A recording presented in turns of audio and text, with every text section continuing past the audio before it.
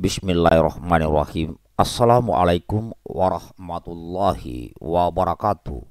Salam hormat sahabatku semuanya dimanapun saudara berada. Seperti biasa, yang belum subscribe silakan di subscribe channel yang paling mantap ini kawan. Masih berita terkait di Manado. Disadur dari Repolita, Babinsa didatangi Brimob. Kodam mengatakan Kapolresta Manado sudah minta maaf. Kepolisian daerah Sulawesi Utara bersama Kodam 13 Merdeka mengklarifikasi beredarnya surat undangan klarifikasi dari penyidik Satreskrim Polresta Manado kepada Babinsa Winangun atas Sermaset Bengke pada 19 Agustus 2021. Kapendam 13 Merdeka, Letkol Infantri Johnson Sitorus membenarkan perihal undangan klarifikasi tersebut. Sermaset Bengke diminta datang ke Polresta Manado untuk memberikan klarifikasi terkait kasus sengketa tanah antara PT Ciputra Internasional atau Citraland Manado dengan seorang warga bernama Ari Tahiru. Itu memang benar adanya undangan itu untuk meminta keterangan, klarifikasi tentang adanya sengketa tanah yang ada di lokasi.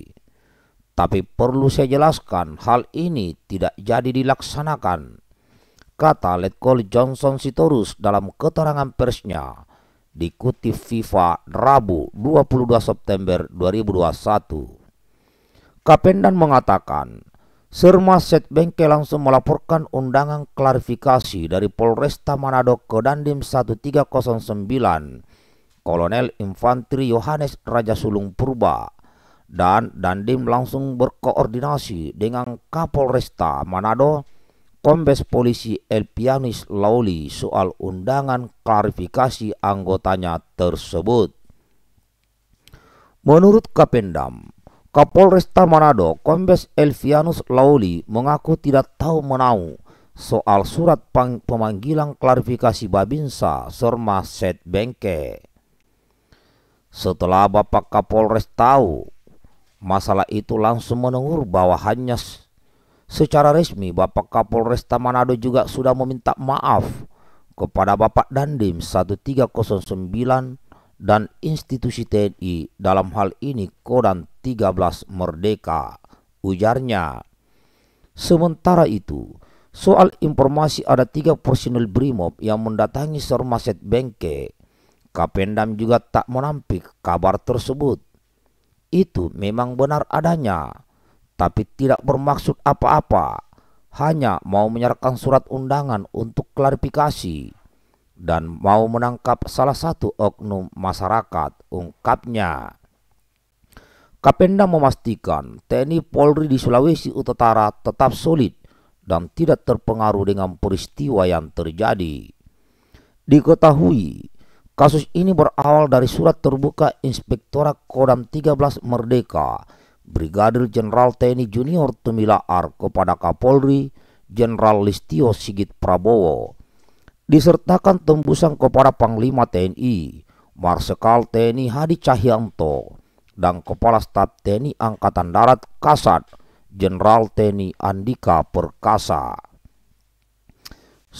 Surat yang ditulis tangan itu menyoal pemanggilan terhadap Babinsa yang melakukan pembelaan terhadap salah satu warga yang tanah yang diserobot oleh PT Ciputra Internasional.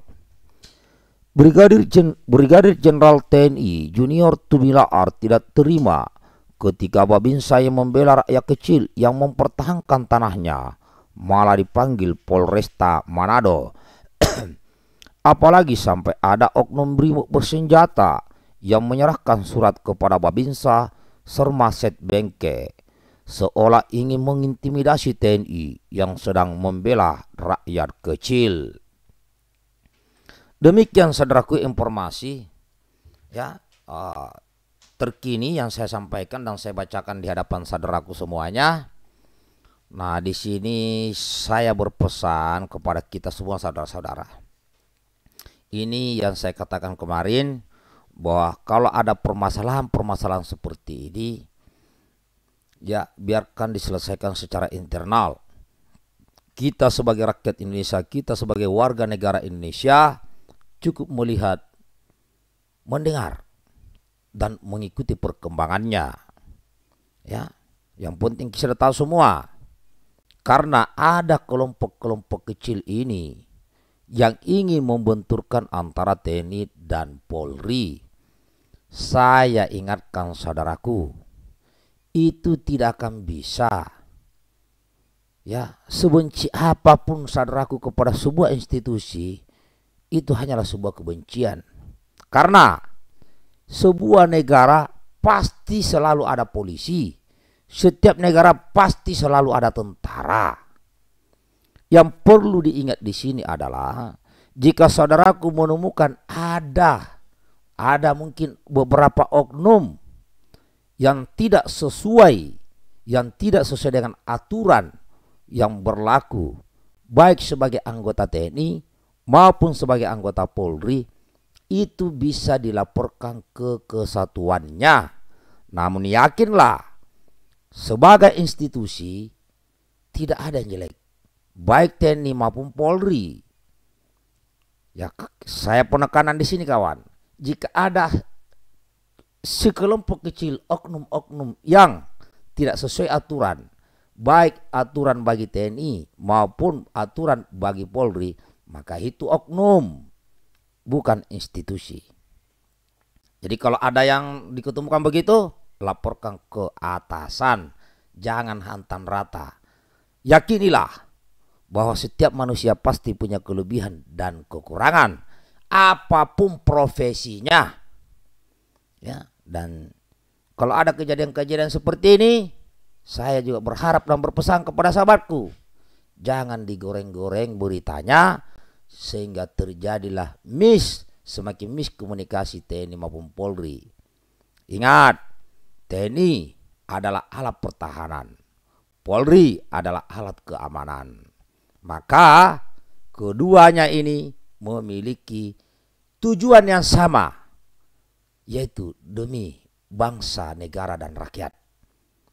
Walaupun berbeda di dalam hal tugas, namun dalam waktu-waktu tertentu atau situasi-situasi khusus, mereka baik institusi TNI maupun Polri bisa bersama-sama di dalam menyelesaikan tugas. Seperti kayak sekarang ada di Papua. Nah, di sana ada Satgas gabungan TNI dan Polri, termasuk bencana-bencana alam dan sebagainya. Jadi mari saudaraku, semoga ke depan TNI semakin jaya, Polri semakin jaya, sinergitas TNI Polri semakin mantap, ya, semakin profesional di dalam menjalankan tugasnya, dan insya Allah semoga semakin dicintai oleh rakyat Indonesia.